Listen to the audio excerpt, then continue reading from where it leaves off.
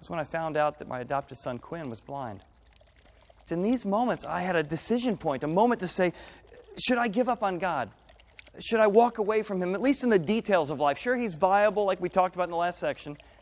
Sure, He made the universe, but what about those times that I wander away? What we're going to discover is that God is a God of connection. God is all about connecting. What's amazing is that it looks sometimes like there's no way into a situation. It looks like there's no way that God can break through. And God comes into that situation and says, I want to connect with you. I want to be with you in the midst of this. And we pull away from Him. We say, no, God, I don't want your way, or I don't want to follow you, or I don't want to obey. And when you think God would give up on us, but He doesn't. He chases us down. And He connects with us as families and marriages. He connects with us when we again pull away and say, no, God, I don't want to be with you. There's a mystery to it. You know, as an illusionist for years, what I realized is there's many things that I understand doing a trick that the audience doesn't. I mean, it looks like these two rings are together, but I can make them melt right through each other. It looks like I have one ring, two rings, even three, but all of a sudden, I can change these two rings into a big mouse. You know, God in the Bible introduces Himself as a Trinity, 3 in 1.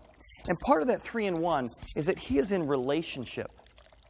The God, the Father, loves His Son. The Son loves the Holy Spirit. They are in community together. And because of that, they want to share that community with mankind.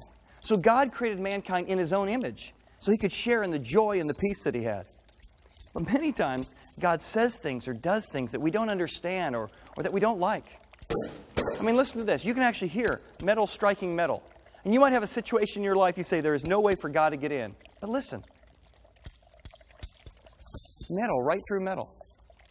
And there might be a situation where you say, I don't know if God can do anything here. I don't see any way out. Well, that doesn't look like there's any way out of these two rings. There's no way for them to get through.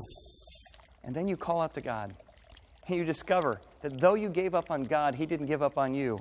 And you can't find a way out. It's the Red Sea moments in life. But instead, God finds a way to make an escape. It says in the Bible that every temptation we face, God will make a way of escape. So whatever the mystery is, whatever that area of life is that you don't totally understand what God's doing or why He's doing it, remember the illusionist. Remember that I don't always understand how an illusion is done, but that doesn't mean I give up on enjoying it.